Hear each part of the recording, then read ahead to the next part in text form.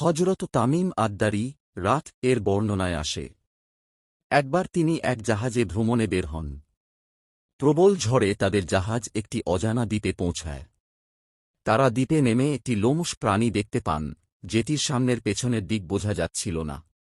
সে বলল, আমি জাসসাসাহ। সে তাদের একটি গুহার দিকে নিয়ে গেল।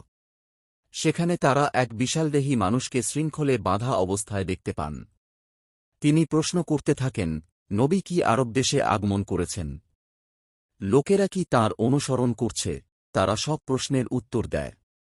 তখন সে বলল, আমি দাজ্জাল। যখন আমার বের হওয়ার অনুমতি মিলবে, আমি দুনিয়া চষে বেড়াব, 40 দিনে পুরো পৃথিবী ঘুরে ফেলব, তবে মক্কা ও মদিনায় প্রবেশ করতে পারব না।